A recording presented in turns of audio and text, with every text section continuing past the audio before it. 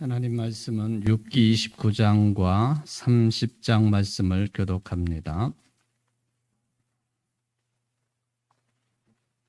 욥기 29장과 30장 말씀, 욥기 공부하면서 이 내용 이제 마지막으로 교독을 합니다. 욥이 풍자하여 이르되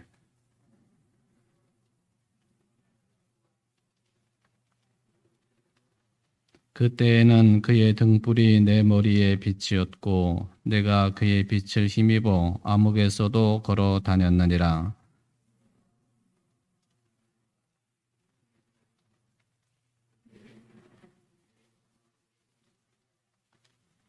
그때에는 점능자가 아직도 나와 함께 계셨으며 나의 젊은이들이 나를 둘러 있었으며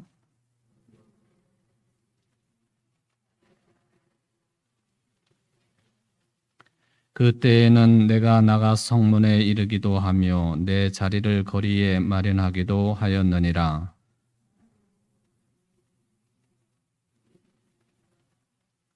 유지들은 말을 삼가고 손으로 입을 가리며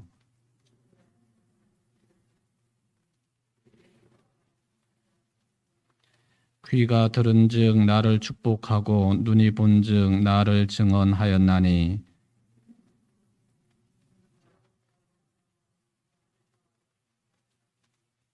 망하게 된 자도 나를 위하여 복을 빌었으며 과부의 마음이 나로 말미암아 기뻐 노래하였느니라.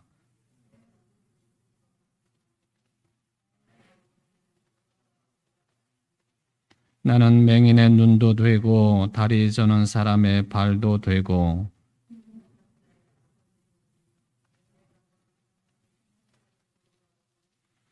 불의한 자의 턱뼈를 부수고 노획한 물건을 그 이새에서 빼내었느니라.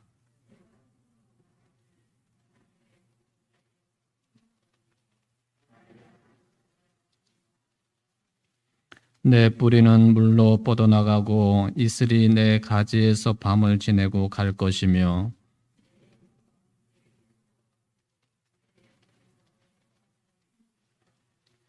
무리는 내 말을 듣고 희망을 걸었으며 내가 가르칠 때에 잠잠하였노라.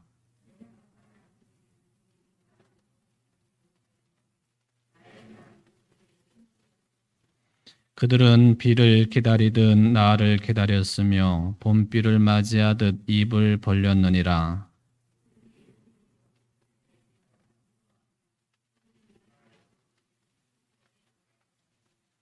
내가 그들의 길을 택하여 주고 으뜸되는 자리에 앉았나니 왕이 군대 중에 있는 것과도 같았고 애곡하는 자를 위로하는 사람과도 같았느니라.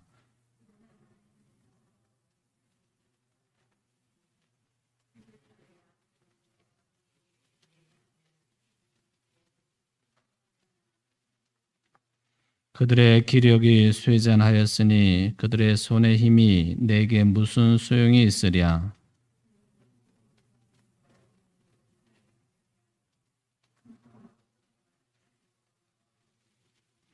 떨기나무 가운데에서 짠 나무를 꺾으며 뱃살이 뿌리로 먹을거리를 삼느니라.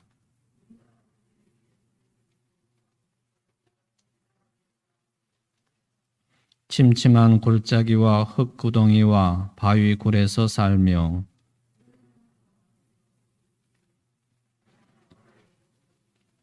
그들은 본래 미련한 자의 자식이요 이름 없는 자들의 자식으로서 고토에서 쫓겨난 자들이니라.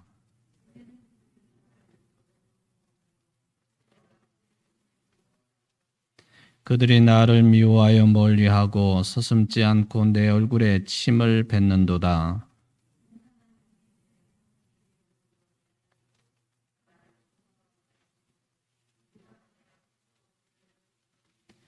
그들이 내 오른쪽에서 일어나 내 발에 덫을 놓으며 나를 대적하여 길을 에워싸며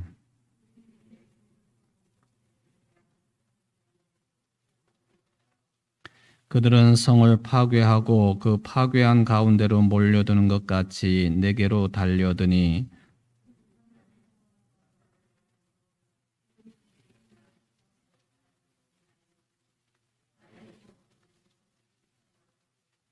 이제는 내 생명이 내 속에서 녹으니 환난 날이 나를 사로잡음이라.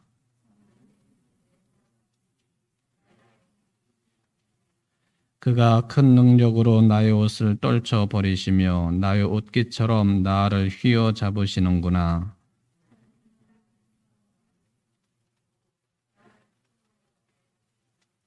내가 주께 부르짖으나 주께서 대답하지 아니하시오며 내가 섰사오나 주께서 나를 돌아보지 아니하시나이다.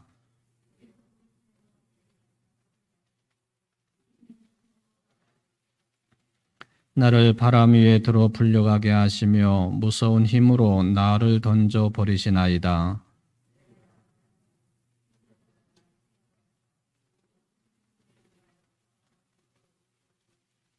그러나 사람이 넘어질 때에 어찌 손을 펴지 아니하며 재앙을 당할 때에 어찌 도움을 부르짖지 아니하리이까.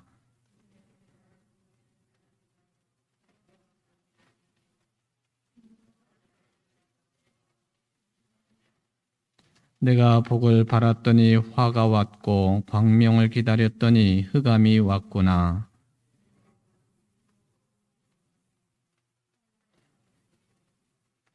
나는 햇볕에 쬐지 않고도 거머진 피부를 가지고 걸으며 회중 가운데 서서 도움을 부르짖고 있느니라. 나를 덮고 있는 피부는 거머졌고 내 뼈는 열기로 말미암아 탔구나.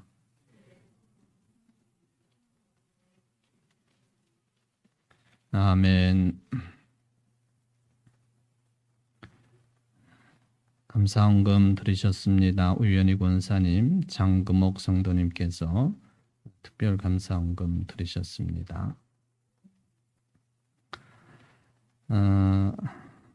제가 지난주일 설교 시간에도 욥기 29장 말씀을 일부분 인용하면서 이제 설교를 하기도 했습니다. 자, 29장과 30장의 내용이 아주 극명하게 이제 비교가 되고 있다라고 하는 것을 여러 차례 말씀을 드리고 우리가 확인을 했습니다. 이 29장 말씀을 읽으면서 그 찬란하고 좋았을 때에 또 욥이라고 하는 사람의 인생이 매우 빛났을 때에 그런 상황을 이제 생각하면서 남겨놓은 내용이라고 하는 것. 그리고 30장 말씀은 그와 정반대의 현상으로 떨어져 버린 욥의 상황에 대한 기록이다라고 하는 것을 말씀을 드렸습니다.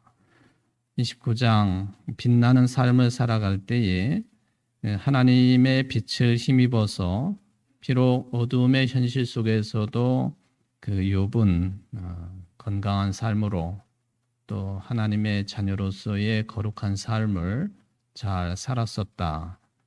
그 중에서도 모든 계층의 존경을 받았는데 특히도 젊은이들로부터 존경을 받는 그런 인생이었다라고 하는 것을 우리가 흥미 있게 찾아내고 또 그 부분에 대해서 길게 제가 여러분들에게 설명을 해드렸습니다. 특별히 이제 그 욥이라고 하는 인물은 당시에 사회적인 지도자, 소위 말하면 이제 어른이었습니다. 당시에 어른이 될 수 있는 자격이 뭐 따로 정해졌다 그렇게 보기보다는 그 사회가 인정을 하는 것이죠.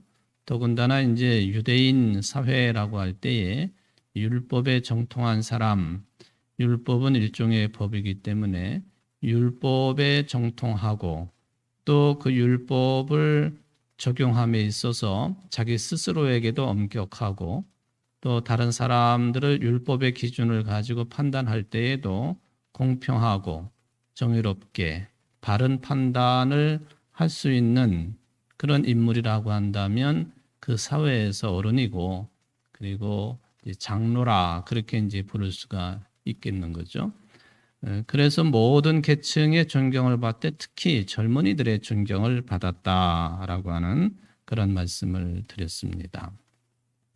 이 존경을 받는 사람들이 주로 그 지역 또 사람들 간의 문제를 공적으로 해결하기 위해서 모인 곳이 어디냐? 성문 광장이었다. 그 성이 곳곳에 있고 또 성문 곁에는 넓은 광장이 있고 거기에 이제 난전이 펼쳐지고 즉 시장이 열려지고 그리고 문이 닫기 전까지는 수많은 사람들이 오고 가면서 물건을 사고 팔기도 하지만 아주 중요한 것은 그 사회의 질서를 수립하기 위해서 법 적용이 돼야 되는데 이런 어른들이 성문에 자리를 펴고 앉아서 문제가 있는 사람들의 문제를 해결해 주고 또 쌍방 간의 문제, 공동체의 문제들에 대해서도 율법을 중심으로 그리고 삶의 경험을 담아서 그런 문제들을 해결하는 데 있어서 이 욥이라고 하는 사람은 매우 존경받는 인물이었다 하는 것이죠. 더군다나 이제 욥기 29장을 읽어보게 되면은 욥이라고 하는 사람이 그렇게 법 적용을 하는 데 있어서 아주 반듯한 기준을 가지고 있었다라고 확인이 되어집니다. 그게 뭐냐면은 욥은 부자라고 해서 그리고 권력을 가진 사람이라고 해서 그리고 힘 있는 자라고 해서 그런 사람들의 눈치를 보고 그런 사람들 편에 서서 법 적용을 한 사람은 아니었다는 것이죠. 특히나 젊은이들에게 존경을 받은 그 근거 중에 하나는 고아나 과부나 나그네나 신체적으로 어려움을 겪고 있는 사람들이거나 이런 사람들의 입장을 늘 대변해 주는 그런 자리, 그런 인물이었기 때문에 존경의 대상이었다라고 하는 그런 이야기가 되겠습니다. 지난 주일 예배 시간에 이제 율법에 대한 말씀을 드리면서 율법도 법이니까 법이 왜 탄생을 했느냐를 생각을 해볼 때 법은 사회적인 약자들을 보호하기 위해서 탄생된 게 기본적인 법의 출발 정신 아닙니까?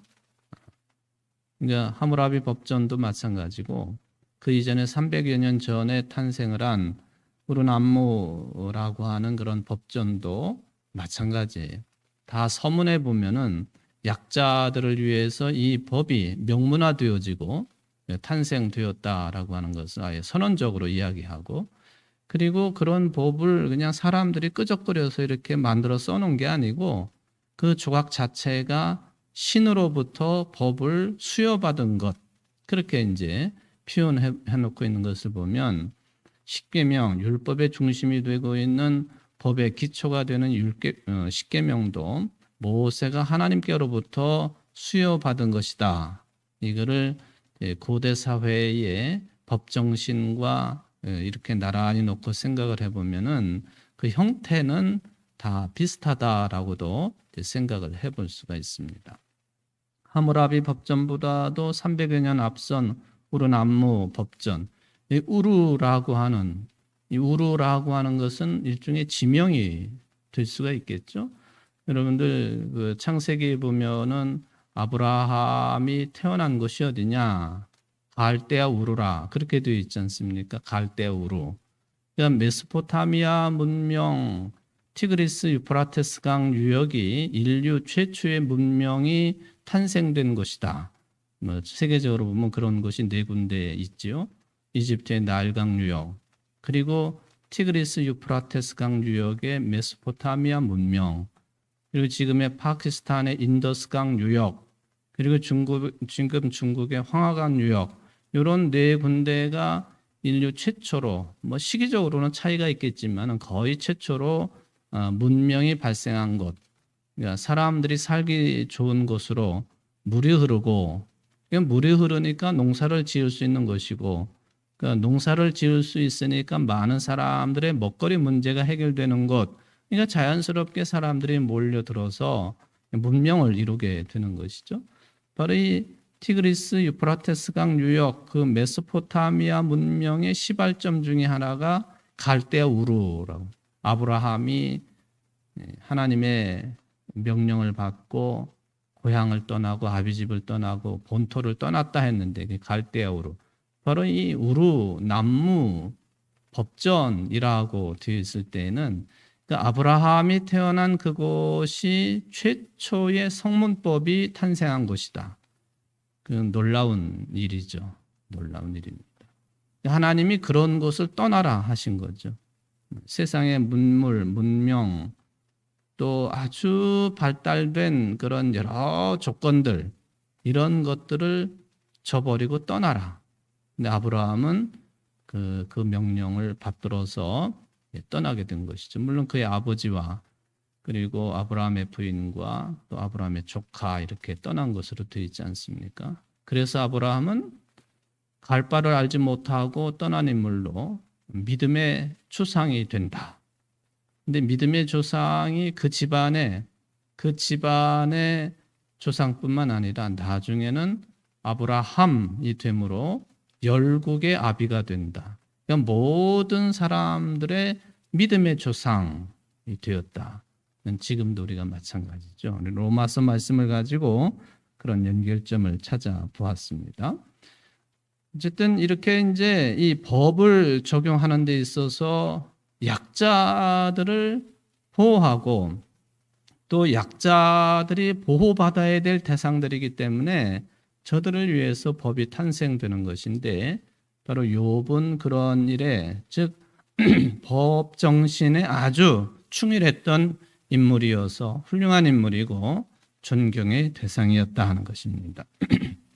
실제로 어려운 사람들을 도와줍니다. 빈민이나 고아나 과부, 어려운 사람들. 이것은 욥 개인이 그러한 성정을 가지고 있었고 또 그러한 교육을 받았기 때문에 그랬다. 그렇게 보기보다는 유대 사회의 정신이 그런 거예요. 하나님의 자녀들의 신앙 공동체 또는 일반적인 공동체 정신이 이러한 사람들을 도와야 되는 것이. 그렇지 않으면은 하나님의 자녀 되기에 부족한 것이라고 볼 수가 있겠습니다. 물론 유대인만 그러냐? 어느 민족이나 이런 약자들을 돌보고 또 그런 사람들을 참 어려움을 덜어주는 그런 일들은 어느 민족이나 다 가지고 있지만 유대인들은 특히나 그랬다는 거예요. 왜 특히나 그랬느냐 하면은 하나님께서 그것을 아예 명령을 하시는 거예요. 대표적인 게 고아나 과부 나그네 아닙니까? 이들을 아예 법으로 보호하도록 하나님께서 그렇게 명령을 내리십니다. 율법 정신 가운데 그것이 크다라고 하는 것을 볼 수가 있겠습니다. 요즘 말로 말하면은 복지 정책을 이제 우리나라도 본격적으로 펼친 지 그리 오래되지는 않았지만은 그러니까 사회적으로 돌봄의 대상들 또는 복지 사각 지역에 놓인 그런 국민들 그 나라가 돌보지 않으면 어떡하겠어요? 나라가 돌봐야 되죠. 이게 무슨 복지 포퓰리즘이지 뭐니 그렇게 떠드는 사람들도 있지만 그는 정치적인 어떤 구호라고 저는 생각을 하고요. 나라가 돌보지 않고서는 안 되는 거예요. 요즘에 이제 어르신들 문제도 사회적으로 굉장히 심각한 것 아닙니까? 옛날처럼 그 대가족을 이루면서 한 울타리 안에 여러 형제 자매들이 섞여 산다든지 아니면은 그거 안 되면은 한 마을에 또는 가까운 지역의 형제 자매들이 친인척들이 모여 사는 그런 공동체 성격이라고 한다면 어르신들이 예를 들면 치매에 걸리셨다든지 여러 병에 시달리시다든지 할 때 그 나누어 가면서 그 책임을 지지 않겠어요? 물론 장남이 책임을 져야 되기 때문에 유산 상속도 장남은 더 많이 받게 만들어 놓기는 했지만 요새는 그것도 아니잖아요. 그러니까 옛날 같으면 대가족 사회에서는 그게 일이 분담이 되니까 근데 지금은 자식 하나나 둘 다 이게 공적인 기관으로 가시든지 사적인 요양시설로 가셔야 되든지 그렇게 돼야 되는 건데 그 감당하기 어려운 겁니다. 그러니까 나라가 이 복지에 관한 차원이기 때문에 이것은 신경을 써야 되고 그런 예산을 배분해야 되고 더 확충해야 되고 그런 거죠. 옛날에는 그게 이제 뭐 지금처럼 그렇게 조직화되거나 그런 것은 아니지만은 어쨌든 복지의 관점에서 이런 사람들의 어떤 최소한의 생활 환경 그리고 조금 더 깊은 의미를 추구한다면 생명이라고 하는 관점에서 돌보지 않으면은 생명을 잃을 수밖에 없는 그런 그 국민들, 그런 존재들을 특히나 유대인들은 그것은 하나님의 명령으로 받아들인 민족이었다. 유대인만 그런 것은 물론 아니에요. 좀 전에 언급을 했던 하무라비 법전도 우르나무 법전도 신이 내려준 그런 어떤 명령으로 법으로 받아들이기 때문에 비슷하긴 하지만 하나님께서 이러한 자들의 생존을 지켜줘야 된다 하는 관점에서 말씀을 주시는데 욥은 그런 일에 아주 충실했던 인물이었다 하는 것이죠. 그러니까 개인적으로나 사회적으로 욥은 정의롭고 공평하고 생명이 존중되어지는 그런 사회를 늘 지향을 했던 그런 인물이라서 존경의 인물이었다라고 볼 수가 있는 것이죠. 요즘은 제가 언급을 자주 안 하지만은 그 이슬람 교도들이 평생을 살면서 신앙의 5가지 기둥이라고 불려지는 이 5가지의 이 항목을 반드시 수행을 하도록 되어 있죠. 이슬람교인들. 그 첫 번째가 뭐냐 하면은 그 신앙 고백하는 거예요. 신앙 고백. 우리들도 신앙 고백하지 않습니까? 근데 저들의 신앙 고백도 이제 그 명칭이 달라서 그러긴 하지만 우리는 하나님이 한 분이시다. 그렇게 고백하는데 저들은 알라 신 외에는 다른 신은 없다. 알라 신 한 분뿐이다. 뭐 그런 고백이죠. 이 고백을 반드시 해야 되는 거예요. 알라 신 외에는 다른 신은 없다. 그리고 이제 그 마호멧교 이슬람교의 창시자 마호멧은 알라 신의 사자다. 요 2가지 내용이 가장 핵심적인 신앙 고백입니다.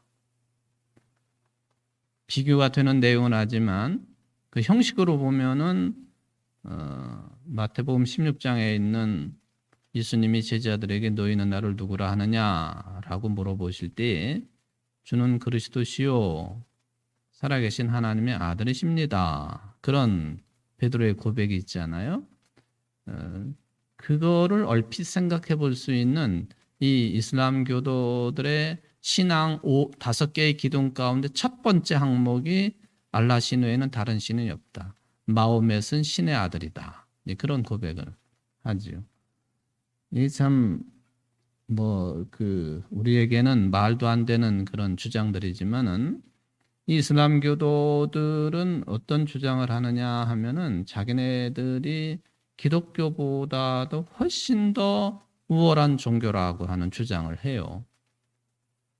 근거 중에 하나는 뭐냐 하면은 기독교 탄생보다도 수백 년 뒤에 마호멧이 탄생을 했고 예수님이 하고 나서 한참 수백 년 뒤에 마호멧이 탄생을 했고 그래서 탄생한 종교가 마호멧교 이슬람교이기 때문에 나중에 탄생된 이 종교가 훨씬 더 온전하다. 그런 주장을 해요.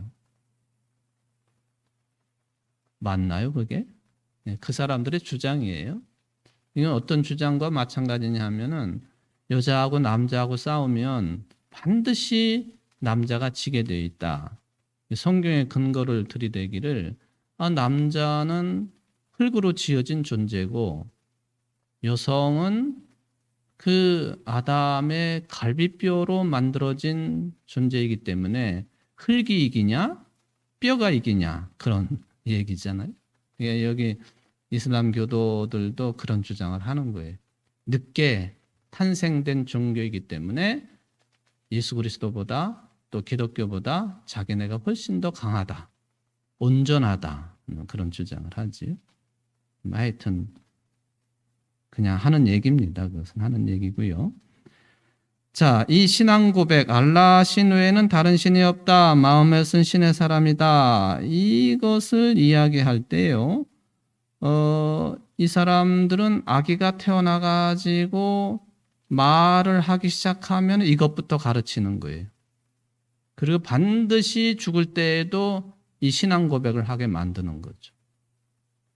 그러니까 여러분, 이 무슬림들은 우리하고 좀 차이가 굉장히 많이 나기 때문에, 물론 구약 성경을 공유한다고는 하지만은, 아브라함을 공통 조상으로 섬긴다, 그것도 같지만은 굉장히 무서운 사람들이죠.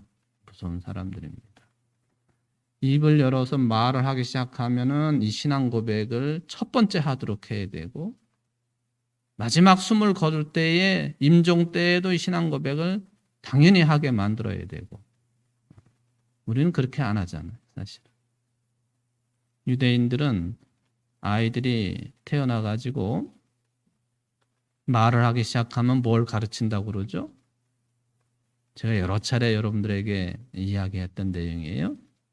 유대인들 교육 가운데 보면 아이들이 말을 하기 시작하면은 뭘 가르쳐요? 기도하는 법을 가르치는. 기도는 이제 말로 주로 하니까. 어떤 그 탤런트가 하는 말이 요즘에 그냥 짧은 동영상으로 계속 반복돼서 나오는 게 있는데, 욕지거리가 들어있어서 제가 그대로 다 옮기기는 뭐하고요. 저 사람은 입만 열면 거짓말한다, 이제 그런 내용이에요. 거기에 욕이 들어있어요. 저 뭐는 입만 열면 거짓말한다. 입을 열기 시작하면 기도를 가르치는. 자, 글을 읽기 시작하면 뭘 가르쳐요? 성경을 가르치는. 문자로 된 성경을 가르치는. 여기 이제 이슬람 교도들은 이제 그렇게 하고 있다. 뭐 이게 지금 제가 이야기할 그 뭐 핵심적인 내용은 아니지만은, 이게 이제 신앙 고백이 첫 번째 기둥이고, 두 번째 기둥은 뭐냐면 하루에 5번씩 의무적으로 기도하는 거예요. 새벽에 하고, 정오에 하고, 오후에 하고, 저녁 때 하고, 밤에 하고, 엉덩이를 그냥 치켜들고 머리를 쑤셔박고 하루에 5번씩 메카를 향해서 기도하는 거죠.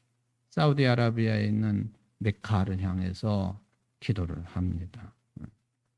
그리고 이 사람들은 반드시 이 단식을 하게 되어 있습니다. 라마다 기간 동안에 한 달 동안 단식을 해요.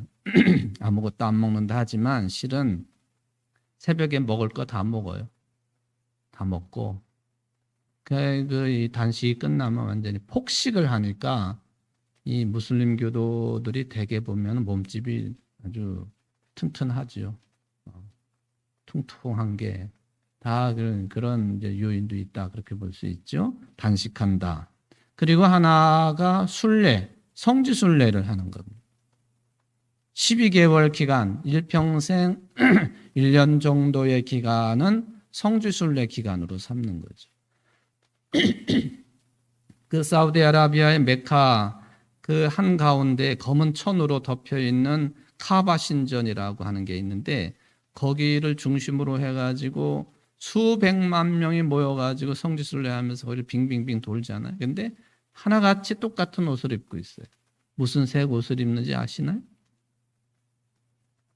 혼입을 같은 흰 천 같은 옷을 입고 있어요. 다 평등을 의미하는, 평등.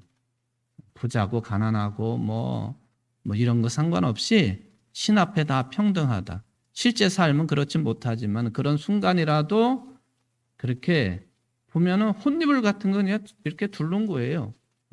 흰색.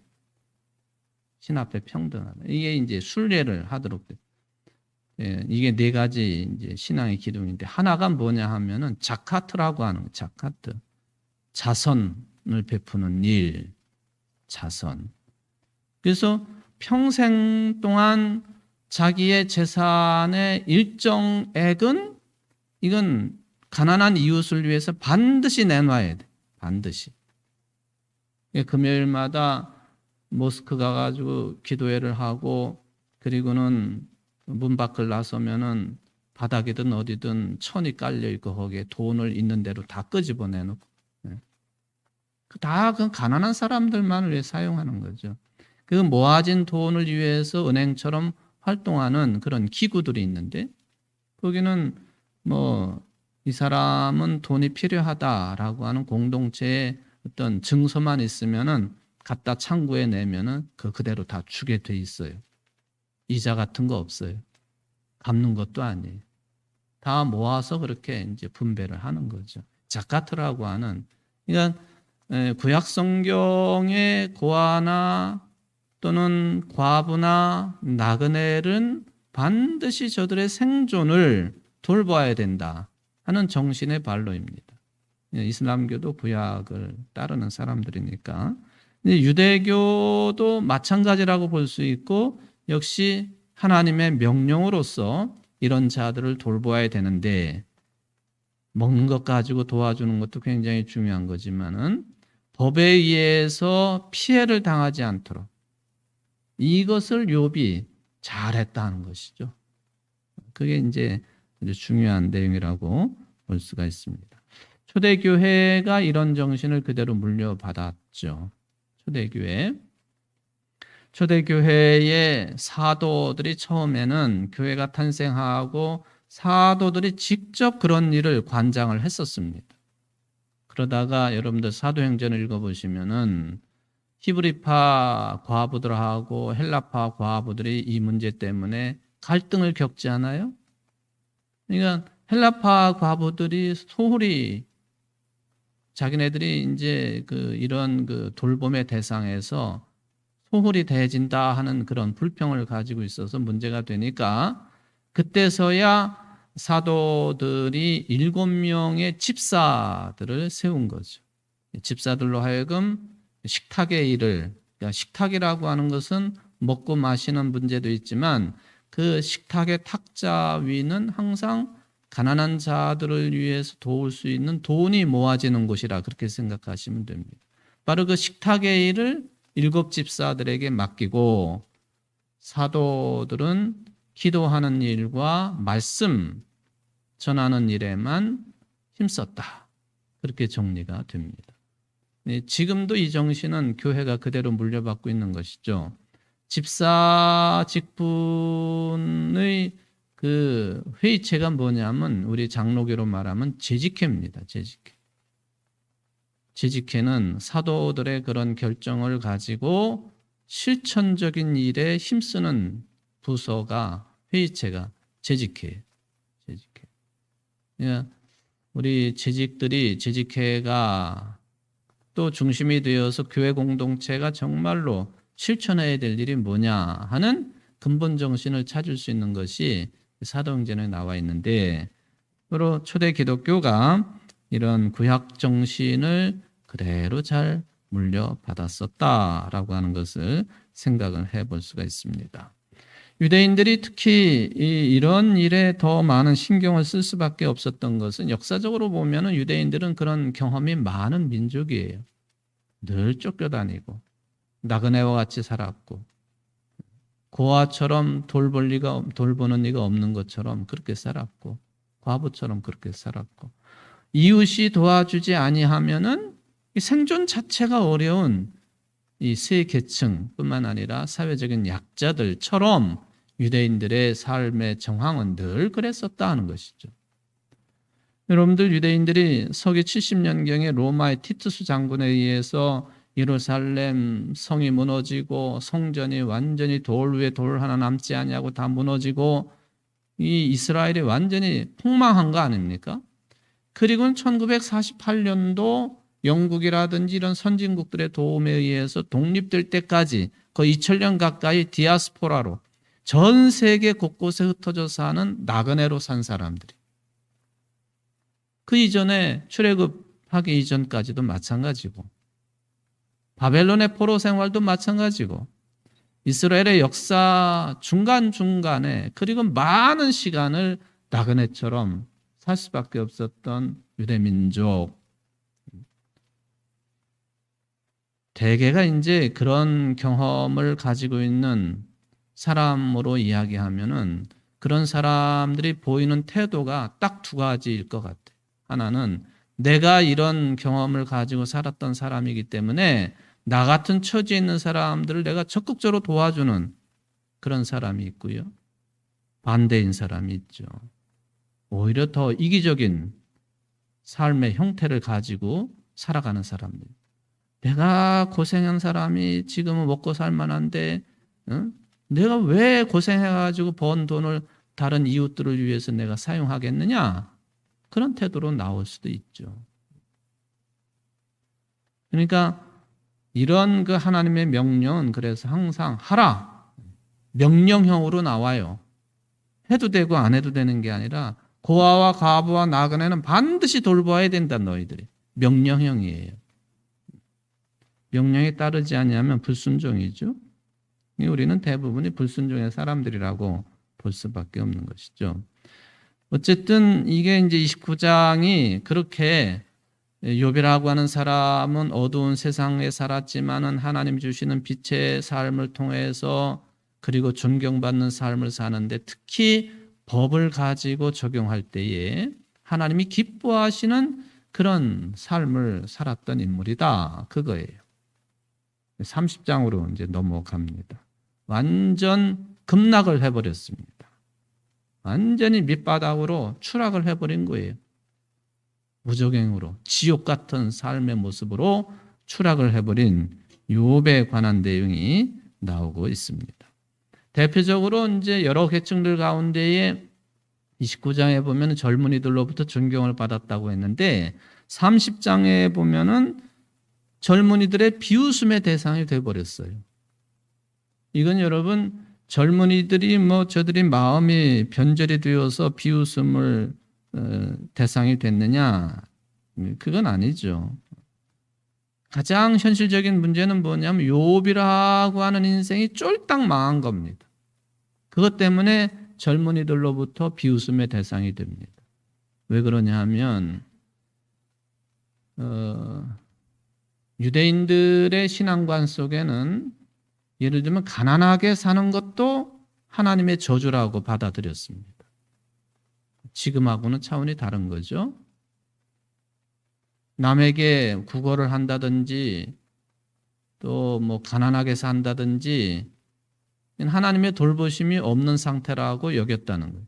더군다나 욥처럼 큰 부자가 갑작스럽게 쫄딱 망하는 본인의 건강도 잃고 부인도 떠나버리고 친구들마저도 와서 조롱하고 그런 상태는 하나님의 버림받은 상태라고 판단하는 거예요. 그러니까 젊은이들도 그렇게 높이 존경했던 욥을 비난하고 또 이제 비웃는 그런 상태가 되고 말았다. 젊은 사람들의 마음이 변절돼서 그런 건 아니에요. 그때의 율법에 대한 해석이 그렇게 되기 때문에 그런 것이다라고 볼 수가 있겠습니다. 본인도 괴롭고 그리고 주변 사람들도 다 그렇게 해석을 하니까 저 사람은 하나님의 징벌을 받은 것이다. 하나님의 징계 가운데 있는 것이다. 이게 무엇보다도 가장 힘든 내용이라고 이제 볼 수가 있겠습니다. 우리들에게 한 말씀 해주십시오 했던 젊은이들이 싹 돌아서 가지고 비웃어요. 사람들로부터 인정을 받지 못한다는 것 참 힘든 거죠. 힘든 겁니다. 여러 절이 있지만은 그 중에 몇 개만 이제 생각을 해보면요.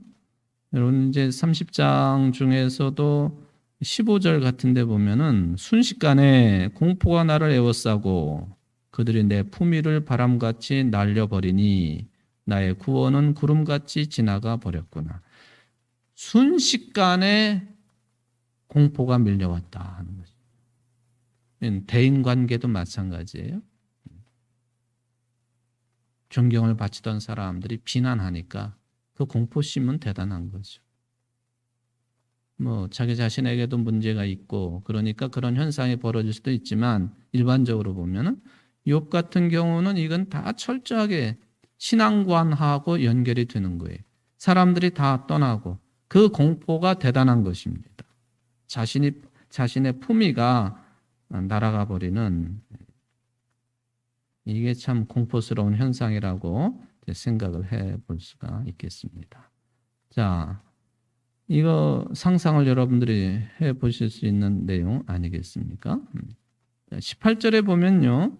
그 인간으로부터 소외를 당하는 게 공포스러운 거예요. 근데 18절에 보니까 그가 큰 능력으로 나의 옷을 떨쳐버리시며 나의 옷깃처럼 나를 휘어잡으시는구나. 하나님이 나를 진흙 가운데 던지셨고 나를 티끌과 재같이 하셨구나.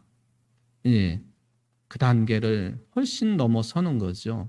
사람들이 욥을 버림으로 인해서 공포, 그 대단한 건데 더 힘들게 만드는 것은 이 모든 일들을 하나님이 하셨다고 하는 것을 욥이 인지를 하는 거예요. 하나님이 하셨다. 하나님. 사탄이 하나님과 협의해가지고 이런 일이 벌어진 것 아닙니까? 근데 당시에 유대인들이 생각할 때에는 하나님이 하신 거예요. 그러니까 욥도 당연히 그렇게 받아들일 수밖에 없었습니다. 이게 참 어려운 상황입니다.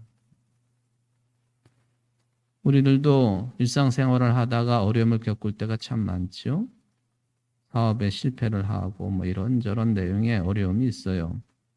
근데 뭐 극복할 수 있는 그런 내용이 대부분이죠.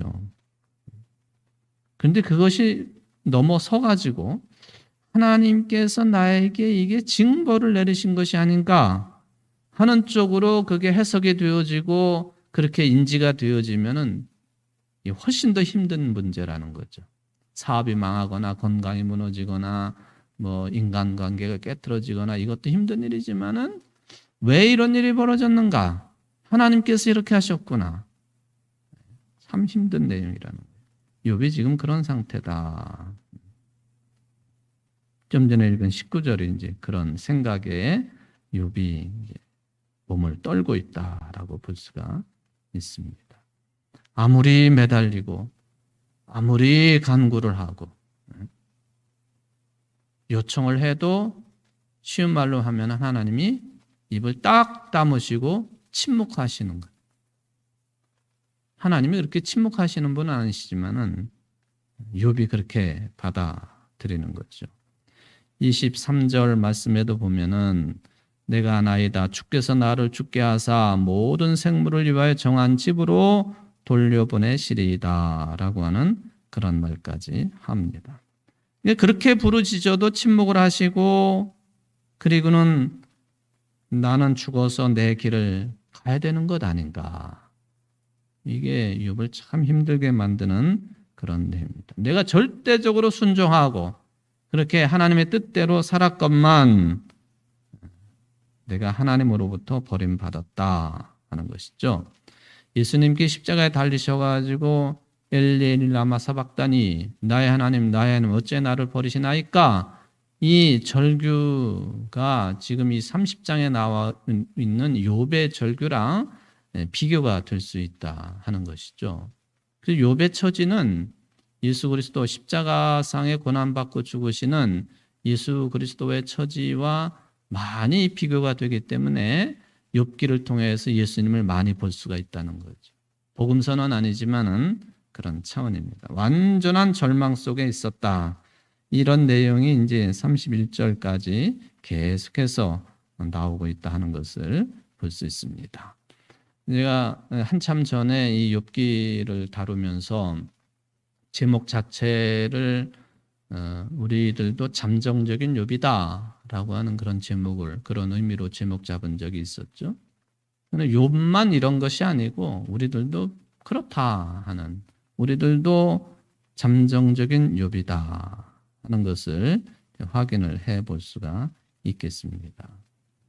우리도 욥처럼 그런 상황이 올 것이고, 뭐 그냥 가볍게 생각해 보면은 뭐 가야 할 곳으로 가야 된다. 이 죽음을 향해서 간다는 얘기거든요.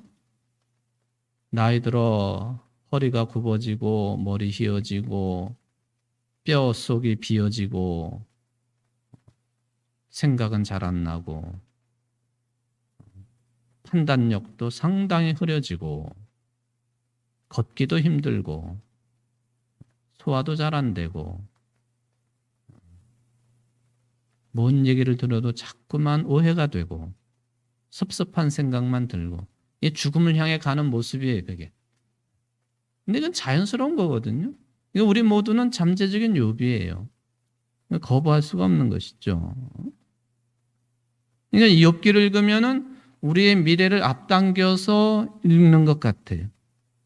그러니까 우리로 하여금 실망하게 하는 것이 아니라 우리로 하여금 평안케 만들고 그리고 우리가 초라해지는구나 그런 느낌을 갖는 것이 아니라 이게 나 혼자만이 아니라 모든 인간들이 다 이런 길을 가게 되는구나. 오히려 그것을 느끼면서 평화를 누리고 두려움이 아니라 억울해하는 것이 아니라 기쁨과 은총을 붙잡아 살 수 있도록 안내하는 책이 바로 욥기라고 하는 그런 생각을 해보는 것이죠. 저도 그렇고 여러분들도 그렇고 욥은 지금 아주 극단적인 어려움을 겪고 있지만 가볍게 이야기하면은 욥이 그런 것처럼 우리들도 그런 길을 가고 있다. 이 점을 받아들일 수 있다고 한다면 나이 들어 늙어서 억울할 것 없다고 저는 생각됩니다. 힘 빠지는 것 억울할 거 없다고 생각이 됩니다. 판단력 흐려지는 것도 마찬가지라고 생각이 되어집니다. 우리는 평화를 맛보고 기쁨을 누리고 이것은 당연한 일이지. 당연한 일이지. 당연한 일이다. 여러분들 이러한 신앙의식 속에서 참 평안을 누리시는 우리 성도님들 되시기를 주의 이름으로 축원을 드립니다. 자비로우신 하나님 감사를 드립니다. 오늘 욥기 29장 30장 말씀 마지막으로 다뤄보았습니다. 극단적인 어려움 속에 있는 욥을 바라보면서 좀 남의 일이다 생각하지 아니하고 내가 맞을 일이다. 또 모든 인생들이 맞이할 미래의 모습이다라는 판단을 해보게 되니 평화스러움이 저희들에게 밀려옵니다. 또한 자연스러움이 밀려옵니다. 또 당연한 것으로 받아들여지게 됩니다. 섭섭할 것이 없고 두려울 것이 없고 공포스러울 것이 없음을 받아들입니다. 우리 사랑하는 성도들의 미래가 이처럼 하나님의 뜻과 맞되어 있고 하나님의 섭리에 잇대어 있어서 늘 평화스러운 삶이 기다리고 있다고 하는 것을 소망하며 살아갈 줄 아는 이 자리에 함께한 모든 성도들이 될 수 있도록 축복을 내리고 주옵소서. 오늘도 하나님 앞에 감사의 예물을 드리는 귀한 가정이 있사오니 그 가정을 축복하여 주옵소서. 예수님의 이름으로 간절히 기도하옵나이다. 아멘.